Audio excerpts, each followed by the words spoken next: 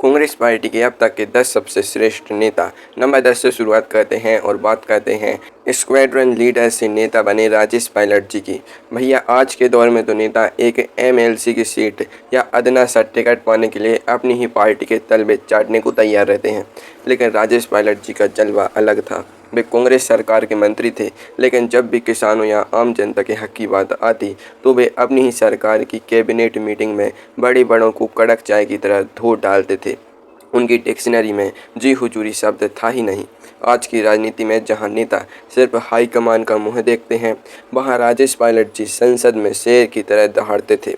उनकी इसी बेबाकी का नतीजा था कि विपक्ष के बड़े बड़े सूरमा जो हर कांग्रेसी को पानी पी पी कर कोसते थे, वे भी राजेश पायलट जी के सामने आते ही अपनी तलवारें म्यान में डाल लेते थे। अटल बिहारी वाजपेयी जी और भैरों सिंह शेखावत जी जैसे दिग्गज उनके इस तेवर के फैन थे।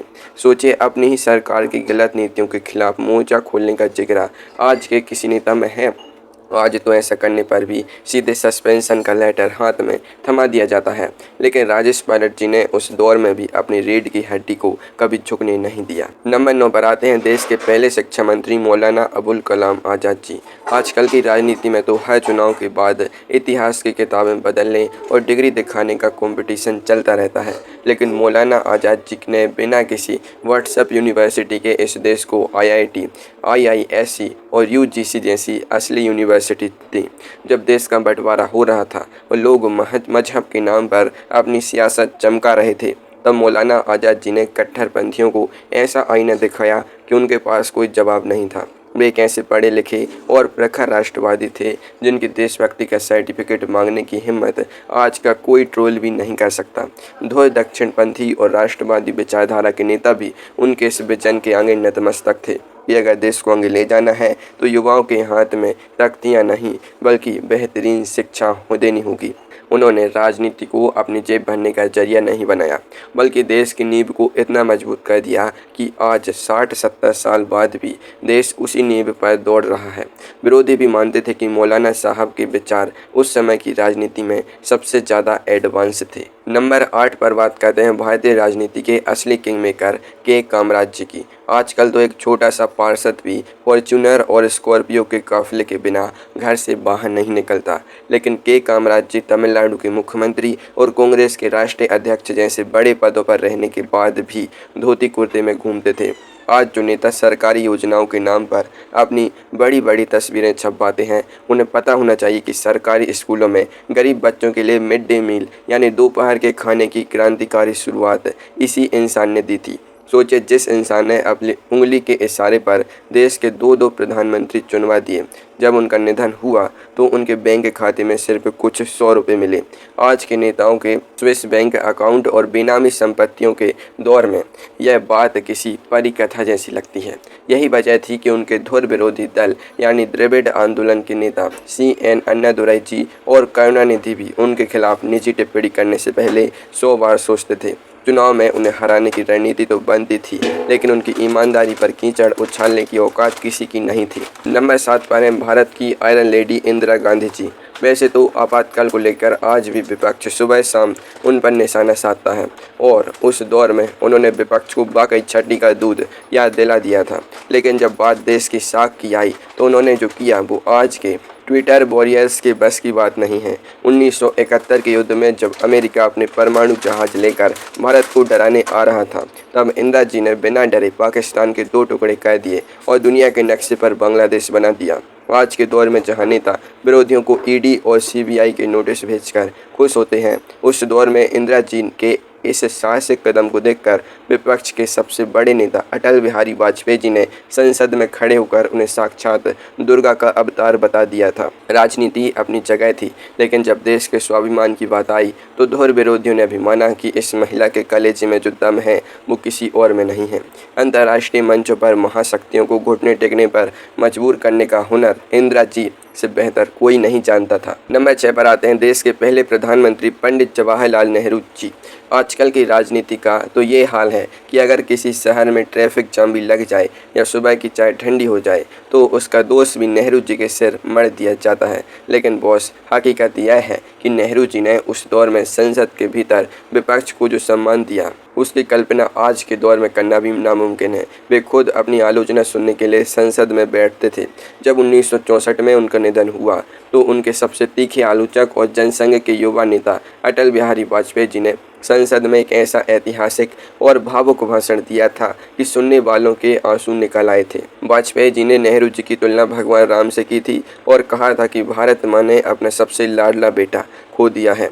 आज के दौर में जहां पक्ष और विपक्ष एक दूसरे की शक्ल देखना भी पसंद नहीं करते, वहां नेहरू जी ने विरोधियों के दिलों में सम्मान की जो लकीर खींची थी उसे छोटा करना आज की ट्रोल आर्मी के बस की बात नहीं है। नंबर 5 पर बात करते हैं पूर्व प्रधानमंत्री डॉक्टर मनमोहन सिंह जी की। विरोधियों ने उन्हें मौन मोहन कहकर खूब ट्रोल किया, उन पर चुटकुले बनाए, लेकिन सच तो यह है कि जब उनका काम बोलता था तो पूरी दुनिया शांत हो जाती थी। 1991 में जब देश का खजाना खाली था और भारत का सोना गिरवी रखने की नौबत आ गई थी, तब वित्त मंत्री के रूप में डॉक्टर मनमोहन सिंह जी ने जो आर्थिक सुधार किए उसी की बदौलत आज भारत दुनिया की बड़ी अर्थव्यवस्थाओं में गिना जाता है। आज जहां 24 घंटे कैमरे के सामने लच्छेदार भाषण देने वाले नेताओं की बाढ़ आई हुई है, वहीं मनमोहन सिंह जी बिना किसी पीआर एजेंसी के चुपचाप काम करने में यकीन रखते थे।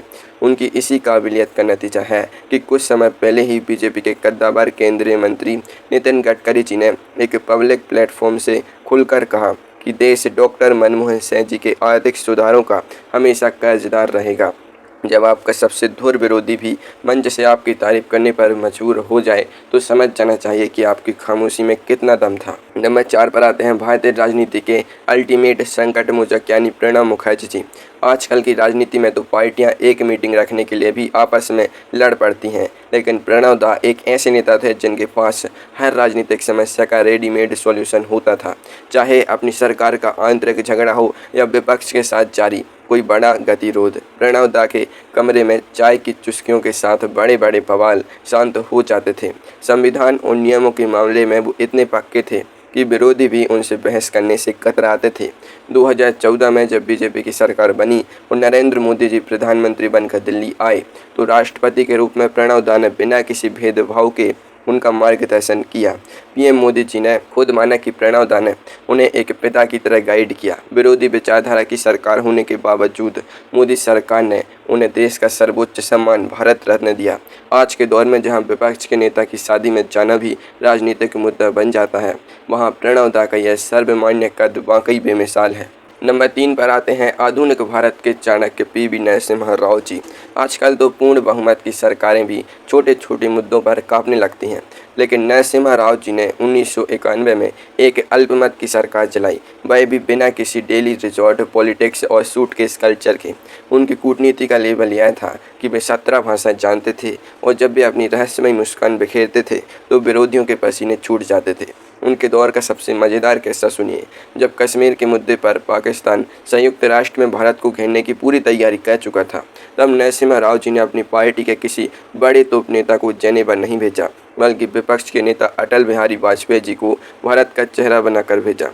सोचिए, आज के दौर में क्या कोई प्रधानमंत्री ऐसा करने की सोच भी सकता है? आज तो विपक्ष को देखकर देश का दुश्मन घोषित करने की होड़ मची रहती है, लेकिन नरसिम्हा राव जी के लिए देश पहले था और पार्टी बाद में। उनकी इसी राजनीतिक समझदारी के आगे विपक्ष भी हमेशा नतमस्तक रहा। नंबर 2 पर आते हैं सादगी के सबसे बड़े एम्बेसडर लाल बहादुर शास्त्री जी। आजकल के नेता जनता को टैक्स बढ़ाने और कड़े नियम मानने का उपदेश देते हैं, लेकिन खुद करोड़ों के बंगलों और लग्जरी गाड़ियों में घूमते हैं। शास्त्री जी इससे बिल्कुल उलट थे। 1965 के भारत पाकिस्तान युद्ध के समय जब देश में अनाज की भारी किल्लत हुई तो उन्होंने देश की जनता से हफ्ते में 1 दिन का उपवास रखने की अपील की। लेकिन ट्विस्ट देखिए, यह अपील करने से पहले उन्होंने खुद अपने घर में 1 दिन का उपवास रखकर देखा कि उनका परिवार भूखा रह सकता है या नहीं। ऐसी नैतिक ताकत आज की राजनीति में ढूंढने से भी नहीं मिलेगी। उनकी इसी ईमानदारी और फौलादी इरादों को देखकर आरएसएस और जनसंघ के नेता भी उनके पीछे चट्टान की तरह खड़े हो गए थे। युद्ध के मैदान में उन्होंने पाकिस्तान के ऐसे दांत खट्टे किए कि उन्हें ताशकंद समझौता करने पर मजबूर होना पड़ा। शास्त्री जी ने दिखा दिया कि कद छोटा होने से इरादे छोटे नहीं होते और उनके इस ऊंचे नैतिक कद के सामने विपक्ष हमेशा बौना साबित हुआ। और अब नंबर 1 पर आते हैं भारत के असली लौह पुरुष सरदार वल्लभ भाई पटेल जी। आजकल तो दो राज्यों के बीच पानी के बंटवारे या बॉर्डर के टोल प्लाजा को लेकर नेता आपस में सिर फुटबॉल करने लगते हैं, लेकिन सरदार पटेल जी ने बिना किसी power point presentation, event management या पीआर एजेंसी के इस देश की 562 से ज़्यादा रियासतों का भारत में विलय करवा दिया। अगर आज आप बिना वीज़ा के कश्मीर से कन्याकुमारी तक घूम रहे हैं तो इसका पूरा क्रेडिट सरदार पटेल जी की कड़क गृह मंत्री वाली छवि को ही जाता है। उनकी प्रशासनिक क्षमता और फौलादी जिगरे का ही नतीजा है कि आज की तारीख में कांग्रेस से ज़्यादा सत्ताधारी बीजेपी और अन्य विपक्षी पार्टियां उनकी विरासत पर हक जताने के लिए आपस में लड़ती रहती हैं। विचारधारा की जंग अपनी जगह है, लेकिन देश को एक नक्शे पर लाने वाले इस महानायक का लोहा मानने में विरोधी भी गर्व महसूस करते हैं। सरदार पटेल जी ने उस दौर में जो लकीर खींच दी थी, आज के नेता सिर्फ उसकी धूल चाटने का काम ही कर पा रहे हैं।